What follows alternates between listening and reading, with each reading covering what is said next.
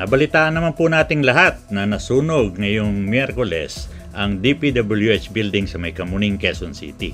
Ang tinupok ay ang DPWH BRH o ang Bureau of Research and Standards dahil daw di umano ay may sumabog na computer, nag-overheat, nagsiklab ang apoy hanggang sa naging third alarm ang sunog.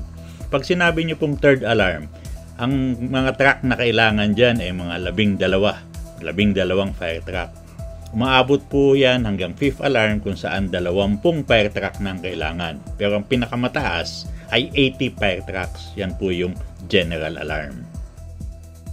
Dahil nga po binabalot sa kontrobersya itong DPWH, partikular yung tinatawag na flood control scam, banat sa pagdududa ang mga marites nating mga netizens. Ang kanilang duda, sinunog daw ang DPWH para maabo ang mga ebidensya. May nagsabi pa ng netizen na predictable ang sunog at kesyo ligtas na daw ang mga kontraktor sa Quezon City. Yung isa namang netizen, sabi gawa daw yan ng mga demonyong sangkot sa flood control scam. Pati nga yung isang sikat na vlogger na magaling magsulat, sumang-ayon agad sa anggulong arson. Ang sabi ng vlogger, "You see, the BRS isn't your usual DPWH office full of memos and documents. It's a vault of truth. Inside are the test results, quality checks, and material reports that tell whether the steel in a new bridge was strong enough or if the asphalt used in that billion-peso highway could survive one rainy season. If someone wanted to hide that a contractor used substandard materials, the BRS holds the evidence. So if the BRS ever went up in flames as it did today, some secrets may have gone up with it. Burnt cement samples, missing lab reports, signatures that can no longer be verified." Actually, mahaba po itong sinulat ng vlogger. Kita nyo naman, ang galing niya mag-English. Ang problema, mukhang hindi niya kabisado ang proseso sa DPWH. Masyado kaagad siyang naging judgmental. Pero dahil nga po hindi may tuturing na eksperto o kulang pa sa access sa information itong ating mga netizens, maski yung vlogger, pwede natin silang palampasin. Pero ang hindi natin mapapalampas ay yung mga tagapamahalaan o maski yung mga news directors, editors at mga veterano na sa journalism. Alam nila na hindi ka agad maaaring magparatang, lalo't seryosong krimen ng arson ang pinag-uusapan kung wala kang sapat na basihan o ebidensya.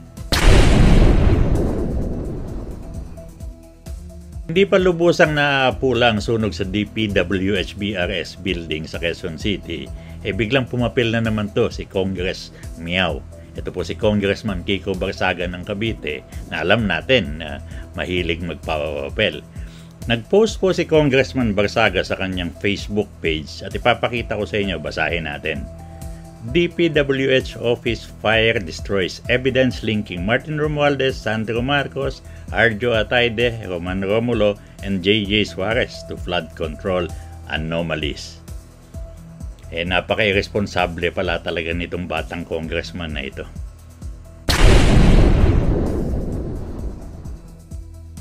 Saan ka naman nakakita? Wala pang investigasyon pero si congressman ay meron ng resulta. Hindi malaman kung saan pinulot nitong si Kiko Barsaga mga pangalan na binanggit niya na hindi umano ay nakinabang sa pagkakasunog ng mga ebidensya. Si Atayde lang ang taga Quezon City dun sa mga binanggit niya. Si Martin Romualdez ay taga Leyte, si Sandro Marcos ay taga Ilocos Norte, si Roman Romulo, Pasig City, si JJ Suarez ay taga Quezon Province. Kung igigit naman ni Kiko Barsaga ng mga nasunog na ebidensya ay sa may mga ranggong congressmen, bakit di niya sinali si Saldico? Niloloko tayo nitong si Kiko Barsaga. Ang mahirap sa kalokohan ni Congressman Kiko ay marami siyang taga-subaybay at karamihan ay naniniwala sa kanya, milyon. Marami din siyang taga-suporta at ang malaking bahagi nito ay mga DDS. Isang oras pa nga lang yung post ni Kiko Barsaga mahigit 3,000 na ang shares. Isipin nyo ang lawak ng naabot ng kanyang kalokohan sa loob lamang ng isang araw. Habang nasusunog ang DPWH building sa Kamuning, sinusunog naman ni Kiko Barsaga ang isip ng ating mga mamamayan. Napakadelikado pala nitong batang ito.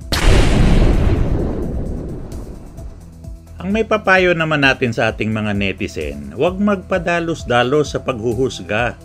May sunog lang, arso na agad talaga. Okay lang sana kung sinasarili lang nyo ang mga reckless nyong bintang. Ang problema, pinapublish nyo pa eh. Sana man lang inisip nyo muna kung baka may na-disgrasya sa sunog.